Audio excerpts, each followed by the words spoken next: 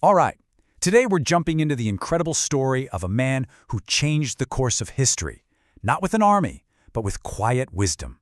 We're talking about Lao Tzu, the silent warrior of inner power. So let's start right here, with this core idea that seems like a total contradiction. How could someone change the world by just walking away from it? It's a fascinating question, isn't it? The idea that real influence comes not from shouting the loudest, but from quiet withdrawal. This is the key to unlocking the whole mystery of Lao Tzu. So who exactly was this guy? Well, the truth is, that's where it gets really interesting. Lao Tzu is one of those figures who's part history and part legend. I mean, you hear these wild stories about him, that he was a real person, an official in a royal court. Others say he was a mythical being who lived for over a century and a half. But you know what? In the end, it almost doesn't matter, because the wisdom he left behind is undeniably real. That's what has echoed through thousands of years, and that's what we're going to dig into. And this is the key. We have to completely shift how we think about this story. This isn't about some hero conquering nations or building empires. It's about a man who conquered the battlefield inside his own mind. His journey was an internal one, and that's exactly why his ideas still feel so powerful and so relevant today.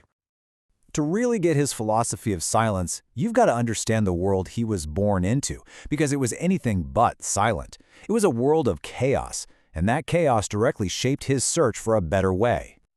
Picture this, a time in ancient China they called the Spring and Autumn period. It was just constant warfare, backstabbing, and total moral decay. And while everyone else was scrambling for a bigger piece of the pie, Lao Tzu, he steps back. He starts asking these huge, fundamental questions. Why are we all suffering? Why do these powerful kingdoms always eventually crumble? He needed to get to the root of the problem. And the way he looked for answers, it was completely radical for his time. He didn't go digging through ancient books or debating with scholars. No, he turned away from all that human-made noise, and instead, he just observed. He looked for truth in the simple, quiet wisdom of nature, the way a river flows around an obstacle, or how a tree bends in the wind without breaking. And this single observation, this is it. This is the absolute heart of Taoism. Just think about that for a second. Nature never rushes. A seed doesn't strain to become a tree. A river doesn't force its way to the ocean. It just follows its own path effortlessly, and yet everything gets done. This idea of effortless action, of going with the flow, became the foundation for everything he taught. Okay, so this all leads to a massive turning point in his life. After years of watching the corruption from the inside, he'd had enough. His disillusionment was complete, and he was about to do something that would become legendary. Now, here's something you might not know. He wasn't always this wandering mystic. For years, he was the royal archivist. I mean, he was right in the center of power, the keeper of all the records and secrets for the Zhou dynasty. He had a front-row seat to all the hypocrisy, the greed, the thirst for power. And seeing it up close didn't make him want it. It totally disgusted him. It just proved to him that these man-made systems were fundamentally flawed. And this right here, this lays it all out, plain and simple. The world around him was screaming for power, control, and fame. But what Lao Tzu was offering was something else entirely: balance, wisdom, and harmony. It was like they were speaking two completely different languages. So what does he do? Something absolutely radical. At 80 years old, an age when most people are holding on tight to what they know, he just decides, I'm out. He packs up, hops on a water buffalo, and starts riding west, leaving the so-called civilization and all its noise behind for good. And his story could have just ended there, right? Vanished into the mountains, a forgotten wise man. But a chance encounter at a remote border post changed everything and made sure his wisdom wasn't lost forever. So the legend goes, he gets to this remote border crossing, and the guard there, a man named Yin Shi, just knows. He sees Lao Tzu and recognizes that this is no ordinary old man. He can sense this incredible wisdom. So he begs him, Master, please don't leave the world without writing down what you know.